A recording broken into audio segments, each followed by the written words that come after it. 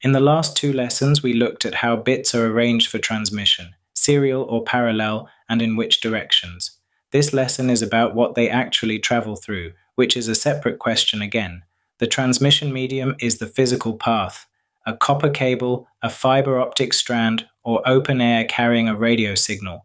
And the first thing to be clear about is that choosing a medium is an engineering decision with trade-offs, not a matter of one being simply better.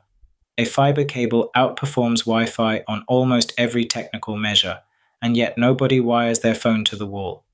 The right answer always depends on what the system actually needs, which is exactly what exam questions test.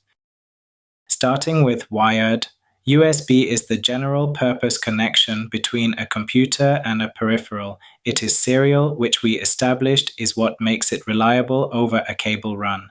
Its real strength is in the first word, universal. One port and one connector type serves a keyboard, a camera, a printer, or an external drive, and the computer detects what has been connected and loads the appropriate driver without the user configuring anything. It also carries power alongside data, which is why a phone charges from the same cable that transfers its photos. The limitation worth knowing is cable length, a few meters before the signal degrades, which is why USB is a desk-scale connection rather than a building-scale one. HDMI is more specialized. It carries high-definition video and audio down a single cable entirely digitally, from a source such as a games console or laptop to a display such as a television or monitor.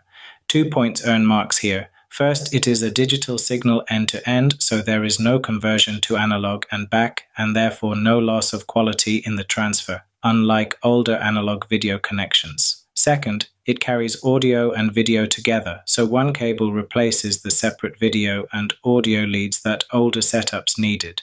If a question describes connecting a device to a screen and asks which interface and why, those two properties are the answer. Moving to wireless. Wi-Fi creates a wireless local area network, a WLAN, and it follows the IEEE 802.11 standards. Devices connect through a wireless access point or router, which is itself usually wired into the wider network. Its characteristics are a range of roughly 30 to 50 meters indoors, high bandwidth suitable for streaming video and transferring large files, and support for many devices on one network at once. The cost of all that is power.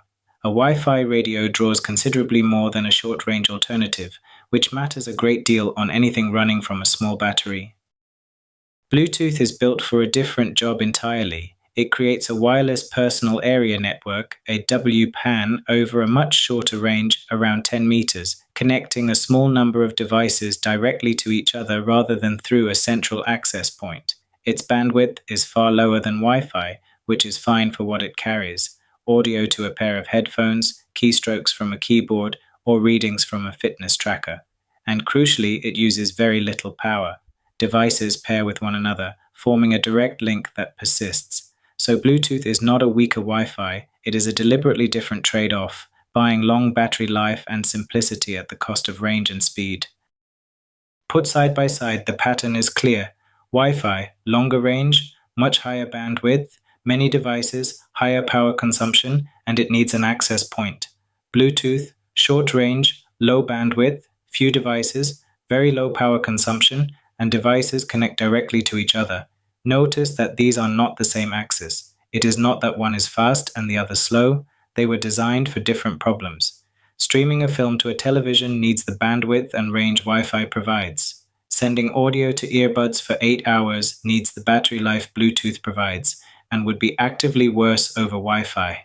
When you compare them in an exam, compare on these named characteristics rather than saying one is better.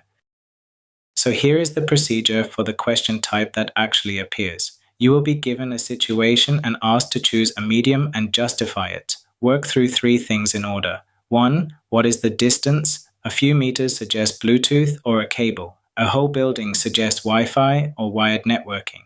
2. How much data and how quickly? Video and large files demand bandwidth. A few sensor readings do not. 3. What is the power source? Anything on a small battery pushes you hard towards Bluetooth. Take a wireless heart rate monitor sending readings to a phone. Distance, centimeters. Data, tiny, power, a coin cell that must last months. Every one of those points to Bluetooth, and the justification writes itself. Short range is sufficient, the data rate is low, and low power consumption preserves battery life. Now change one variable and watch the answer move. A security camera streaming high-definition video to a recorder 40 meters away, mains powered. Distance, too far for Bluetooth. Data, video, so bandwidth matters. Power, mains, so consumption is irrelevant. That is Wi-Fi, or a wired connection if the run is fixed. Same 3 questions, different answers, because the scenario changed, which is precisely what the examiner is checking. 2 things to carry into the exam. First, justify with characteristics, not preferences. Bluetooth is better here earns nothing.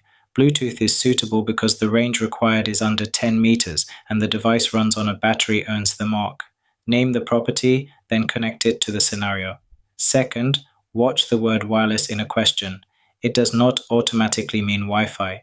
Bluetooth is wireless too, and so is infrared, and the examiner is usually checking whether you can tell which wireless technology fits. If a question mentions a battery, a short distance, or 2 devices connecting directly to each other, it is steering you towards Bluetooth, even though Wi-Fi is the more familiar word.